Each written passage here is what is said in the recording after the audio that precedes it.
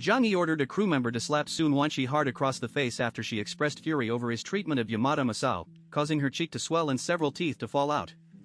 Zhu Yonk confronted Zhang Yi, stating he had gone too far and was no different from the vicious Ronin, while also arguing that not every Japanese person was evil. The commotion attracted attention from the Yanlu gang members on the middle deck and the Huashu people and expatriates on the lower deck, who stared at Zhang Yi with strange eyes, instinctively viewing him as a bad guy due to their lower deck status. Li Zongyu stormed over, demanding a reasonable explanation for the beating and reminding Zhang Yi of his promise to protect everyone's lives, which emboldened others like Xia Yunfan and Bai Emo to voice their disapproval and pity for Yamada Masao. Zhang Yi openly declared his intention to throw Yamada Masao into the sea simply because he was Japanese, which Sun Wanqi condemned as terrifying and devilish thinking, while foreign nationals expressed fear for their own safety. Zhang Yi sarcastically remarked that everyone had lived well on Rockflow Island and knew nothing, then ordered Lao Tian to reveal the brutal realities of the Jiangnan region. Lao Tian announced that over the past 6 months, the death toll in Jiangnan reached 190 million with a 92.79% death rate, and in Tianhai City, over 20 million died with fewer than 20,000 survivors. He detailed that 20% of these deaths were indirectly caused by the apocalyptic disaster but directly killed by humans, specifically Japanese Ronin who slaughtered over 3,000 residents in Linhai City and rampaged through 8 cities, causing over 20,000 deaths.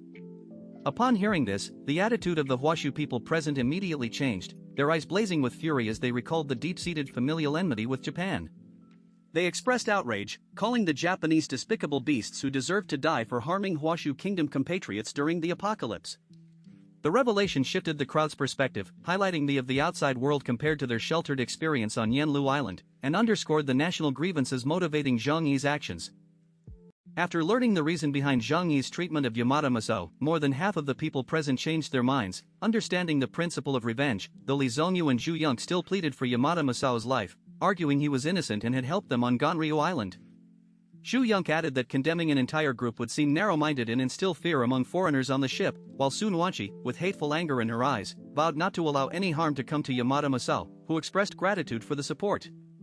Zhang Yi sneered and questioned how much they truly knew about Yamada Masao, prompting Sun Wanqi to defend him as a good person and philanthropist, even suggesting Zhang Yi should repent and apologize. Zhang Yi revealed Yamada Masao's past as Liu Zhangnan, founder of Weiman Food Company, Limited in Tianhai City, which sourced unsafe ingredients from overseas and caused a food poisoning incident in 2047 after supplying schools in Jiangnan with expired and garbage ingredients.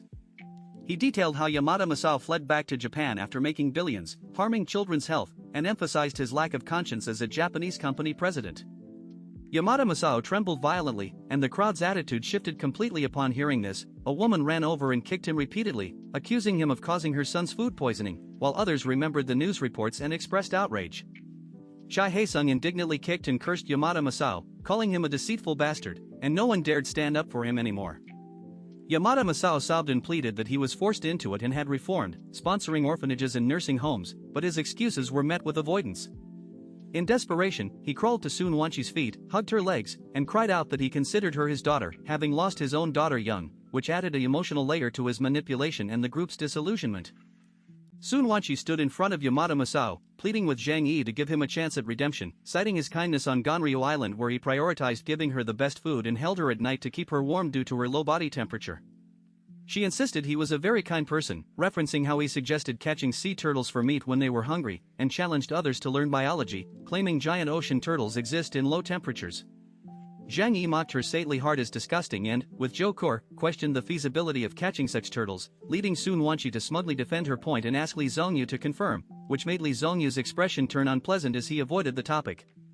Zhang Yi realized many in the group had deceived themselves about the food source, but Sun Wanqi's naivety exposed the truth. The sea turtle meat was actually human flesh, a fact implied by the horrified and disgusted reactions of the crowd. Zhang Yi grinned and confirmed the size was about the size of a person, then ordered Yamada Masao thrown into the sea despite his terrified screams and pleas to Li Zongyu and Sun Wanqi. Sun Wanqi spread her arms to block the crew members, urging compassion over violence, which finally made Zhang Yi lose patience. He sarcastically offered her toxic food from Yamada's company to eat instead, which she bravely agreed to if it spared Yamada.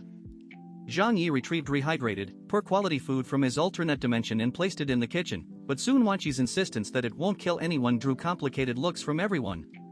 Zhu Yonk, fed up, whispered the truth in Sun Wanqi's ear: the sea turtle was human flesh, causing Sun Wanqi's expression to shift to astonishment and numbness.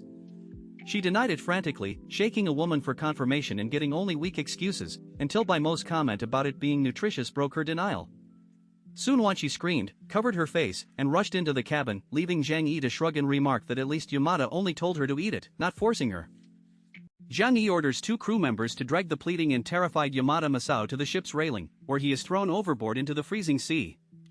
Yamada thrashes briefly before freezing solid, witnessed by the horrified Ganria group members, with Bai Mo fainting from fear. Che Haicheng immediately kneels and kisses Zhang Yi's feet, praising him as a messenger of justice and swearing unconditional loyalty. Zhang Yi recoils, calling his shoes expensive, and tasks Che Haicheng with identifying any other Japanese on board. Che Haicheng eagerly points out Yamada's ex-wife and a young Japanese man hiding in the crowd. The woman pleads divorce and immigration status, while the young man denies harming anyone. Xu Yonk intervenes, urging Zhang Yi to stop, but he dismisses her. Zhang Yi declares he won't kill them but won't save them either, offering a lifeboat to leave the ship. When Xu Yonk accuses him of sending them to their deaths, Zhang Yi admits it openly, stating he acts for his own pleasure and owes them nothing. The chapter ends with Che Haicheng absurdly praising Zhang Yi's kindness.